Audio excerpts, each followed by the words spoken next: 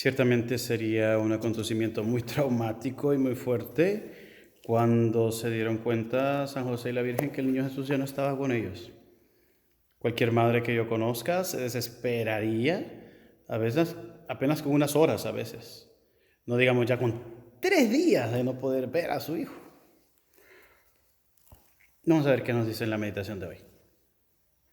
A lo largo de la primera jornada de viaje, la Virgen y San José no se dieron cuenta de lo que había ocurrido con su hijo. Él mismo había operado en el alma de sus padres para que se despreocuparan en lo referente a su ausencia. De hecho, muchas personas había en la caravana y cada uno de los cónyuges suponía que el niño estaba con el otro o quizás con algún pariente. ¿Cómo imaginarse que se iba a quedar en Jerusalén sin su permiso? Solamente al fin del día, en el momento en que las familias se reagrupan para pasar la noche, la Virgen Madre notó que el niño Jesús no estaba con San José. Buscando entre los parientes y conocidos, constató que su hijo había desaparecido y comenzó a hacer hipótesis sobre lo que habría sucedido. Pensar que hubiera usado una estratagema para apartarse de ella le pareció inaceptable. María Santísima se sintió completamente afligida. Si cualquier madre se preocuparía por la pérdida de un hijo, ¿cuál no sería la aprensión de una madre como ella por un hijo como Jesús? El no saber lo que estaba pasando con él fue una de las peores heridas de su vida. A la Virgen le atormentaba la idea de que lo hubieran cogido preso, estuviese siendo ya sacrificado sin su conocimiento ni su amparo. ¿Por qué? ¿Habría llegado la hora? La Santísima Virgen pensaba además que la pérdida se debía a algún descuido de su parte, o peor aún, a que ella y San José hubiesen tal vez actuado mal en alguna circunstancia, obligado al niño Dios a tomar esa actitud para reprenderlos. Se preguntaba si era o no culpa, si lo amaba menos de lo que debía y si lo adoraba menos de lo que le cabía. Esto le llevó a hacer un riguroso examen de conciencia. Es la prueba de los mayores santos, incluso si son concebidos sin pecado original. Sentirse abandonado por Dios y tener que afligirse para encontrarlo. Hasta ella sufrió una profunda consternación por creer que aquella pérdida se debía a alguna infidelidad hacia su vocación de ser madre de Dios. Algo que le aumentaba el dolor enormemente era el hecho de haber sido ella quien le dio permiso a Jesús para apartarse de sus padres, diciéndoselo solo después a San José. Por este motivo quiso inmediatamente avisar a su esposo de la desaparición del niño. Cuando le narró a San José lo ocurrido, quedó realmente admirada por su actitud. Recibió la noticia con preocupación, sí, pero con una paz que la dejó sorprendida, hasta tal punto de pensar: qué justo es mi esposo, qué gran hombre puso Dios para custodiar la infancia del niño Jesús. Recíprocamente se dio cuenta de que su esposa estaba pasando una terrible perplejidad. Era la única persona en la faz de la tierra, además de Jesús, capaz de discernir lo que le pasaba en el alma. Sabía leer en sus ojos lo que meditaba en su corazón. Sin embargo, la Virgen no le contaba sus pruebas por las que pasaba, pues siendo tan recta, era incapaz de transmitir a otros sus propias aflicciones. Con una tranquilidad de lo más augusta, sufría en silencio, pero a pesar de todo con tal confianza en la voluntad de Dios, que aun en esta situación extrema, constituía para su esposo un arrimo seguro en el que apoyarse. Sin dudarlo 2 veces y por inspiración de su ángel de la guarda, San José dijo que el niño Jesús debía estar en Jerusalén. Acordándose de los airados comentarios que hizo sobre el Sanedrín y conociendo su arrojo y deseo de comenzar su misión, enseguida intuyó que debía encontrarse en el templo. Con su acostumbrada serenidad ante las perplejidades, San José pensó que no convenía viajar por la noche. Era mejor dormir en el camino y emprender el trayecto a la vuelta al día siguiente. Así, al rayar la aurora, se volvieron a Jerusalén buscándolo. Lucas 2:45. San José también hizo un severo examen de conciencia sobre si habría alguna razón por la que el niño Jesús no comunicó esta determinación a sus padres. La consecuencia natural era pensar, como su esposa, que ya no merecían aquel tesoro por alguna razón que les era desconocida. Los dos confiaban en que Dios protegería a su divino Hijo, pero temían que le sucediera algo por negligencia suya. De hecho, ambos tenían muy presente que en determinado momento nuestro Señor debía exponer toda su doctrina y por causa del odio que suscitaría sería condenado a muerte. Pero estaban un tanto desorientados, pues lo que nunca el niño Jesús les había hablado de que su aparición pública fuese a darse en aquella edad. A lo largo del camino la aflicción no los dejaba, pues ¿quién le garantizaba que no encontrarían a Jesús muerto en algún lado? Desde la encarnación, María Santísima siempre había mantenido comunicaciones internas con su divino Hijo, gracias a los cuales los dos conversaban incluso a distancia, y eso también pasaba con San José. Pero ahora toda comunicación sobrenatural se había interrumpido, acentuando más la angustia. Por fin llegaron a Jerusalén, pero ya era de noche y el templo estaba cerrado. Tuvieron que esperar hasta el día siguiente para proseguir la búsqueda. Mientras tanto, el niño estaba en Jerusalén. Y después de peregrinar por el futuro Via Crucis y de querer encontrarse con algunos de sus futuros discípulos para poder irlos santificando y exorcizando, nuestro Señor Jesucristo se había ido al templo. Él sabía que iba a realizar un acto mesiánico con el que por primera vez atestiguaría su misión en público, 18 años antes del inicio de su predicación. Observando desde fuera el lugar sagrado, rezó fervorosamente al Padre Celestial con la esperanza de que los sacerdotes se convirtiesen, a pesar de que sabía y conocía la terrible corrupción moral en la que muchos de ellos vivían. Oremos por las vocaciones. Lastimosamente esto se sigue dando. Ya en el patio interior no fue directamente hasta donde estaban los doctores, sino que con mucha perspicacia se colocó en un lugar secundario para abordar a alguien que pasara por allí.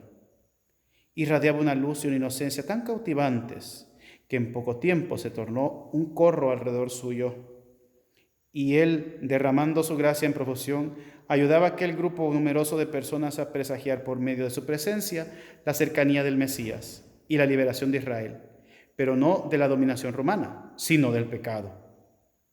Este movimiento fue pronto detectado por los miembros del Sanedrín, que mandaron verificar lo que estaba pasando. Les informaron que había un niño en el templo y que dejaba a todos deslumbrados. Ellos se quedaron recelosos, pues el surgimiento de cualquier tipo de liderazgo debía estar controlado por ellos. Muy perspicaces cuando se trataba de defender sus intereses, inmediatamente hicieron el cálculo del tiempo en que había transcurrido entre la venida de los magos de Oriente, los rumores de los pastores de Belén y el bullicio que hubo en Jerusalén en los días de la presentación en el templo. Y acabaron sospechando que aquel niño fuese el mismo del que se había dicho que era el Mesías, pero sobre el cual no se había tenido noticias desde hacía muchos años. Sin demora, dos maestros de la ley más graduados asistieron a la rueda demostrando una simulada simpatía por Jesús, mientras le hacían muchas preguntas que les permitieran comprobar de quién se trataba. Pero el resultado fue totalmente contraproducente porque las palabras de Jesús lo dejaron sin respuesta ante los asistentes, mientras que se iban aglomerando más y más para ver a aquel niño tan sabio que confundía a los doctores. Aquellos hombres expertos contados entre los de más culto de la época, que desde la infancia memorizaban fragmentos de la ley y comentarios de las variadas escuelas, sintieron gran conmoción ante Jesús, ávidos de saber de dónde le venía tanto conocimiento apenas con 12 años. El Divino Salvador levantaba, por ejemplo, temas polémicos sobre las tristes interpretaciones de la ley mosaica que ellos imponían al pueblo y que después saldrían a la luz durante su vida pública. Eran temas candentes, pero cuyo silencio era promovido por los doctores a través de una serie de sofismas y respuestas vagas. Sin embargo, cuando proponían aquellas mentiras al niño Jesús, él les presentaba una refutación magistral, como nadie jamás había hecho, suscitando gran entusiasmo entre los presentes. Para evitar el efecto demoledor y un motín contra ellos, llamaron al niño para conversar con otros maestros de la ley en una sala dentro del templo. Pretendían preguntarle allí acerca de sus intenciones. Era precisamente lo que Jesús quería. Una vez en aquel lugar retirado, los rabinos cuidaron de no manifestar lo que habían urdido contra el niño. Antes de que empezase en el interrogatorio, Jesús les hizo varias preguntas, todas llenas de sabiduría, que los dejaron sin respuesta. Hasta los demonios estaban espantados por las palabras de Jesús, pero el semblante de nuestro Señor refulgía con la naturalidad propia del hombre Dios, infinitamente superior. Dios los conocía desde dentro, sabía sus intenciones, desde toda la eternidad había pensado en esa escena, pero como hombre constataba quiénes eran estos doctores. Pero el Mesías no podía posponer más tiempo su declaración de guerra contra aquellos que habían desviado por completo la herencia del Señor. Lleno de indignación, comenzó a increparlos sobre la situación de la religión judía, recordando la censura que él mismo siglos antes había inspirado al profeta Ezequiel. ¡Ay de los pastores de Israel que se apacientan a sí mismos! Se dirigía sobre todo a los fariseos por lo mal que hacían al pueblo, pero con mucho respeto y sin atacarlo directamente para no crearse problemas. Era un niño aún. El Sanedrín pronto se dio cuenta que jamás podría controlar a aquel niño. Entonces hicieron planes para ganárselo para su partido, pues el hecho de que alguien así estuviese fuera del alcance de su gobierno era un peligro seguro. Por eso las disputas continuaron los 2 días subsiguientes, que aunque no lo menciona aquí, pero según Catarina Emmerich, la que se encargaría de cuidar y alimentar al niño sería Serapia, o Céfira, como algunos traducen, que posteriormente sería también quien le limpió el rostro camino al Calvario y que ahora pues conocemos nosotros como Verónica, vera icona, verdadera imagen, por la imagen que le dejó al Señor estampado en su velo. Se comprende con facilidad que cuando nuestro Señor inició su vida pública, ellos ya conocían y lo odiaban con furor satánico. Los campos se habían definido muchos años antes. Solamente algunos sacerdotes y doctores de la ley que tenían buenas intenciones simpatizaron con Jesús, como fruto de las oraciones que él había hecho antes de entrar al templo y de la intercesión de San Zacarías, ya fallecido, padre de San Juan Bautista. A pesar de que no se manifestaron a su favor en aquel momento, estos, entre los que estaban Nicodemo, acabaron apartándose de la peor facción del Sanedrín. Mientras tanto, María Santísima y San José llegaron a Jerusalén y en cuanto despuntaron las primeras luces del tercer día, fueron al templo.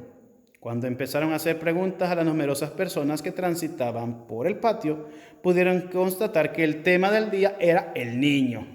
¿Y qué niño? Vamos. Todos los comentaban maravillados y rondaba la duda en los labios de muchos. ¿De dónde había aprendido todo eso? Sin embargo, andando por las dependencias del templo en su busca, no lograron encontrarlo. Por fin les indicaron un lugar aparte donde lo habían llevado 2 días antes los del Sanedrín. Al adentrarse en aquel lugar, hallaron a su hijo sentado en medio de los maestros, escuchándolos y haciéndoles preguntas. Lucas 2:46.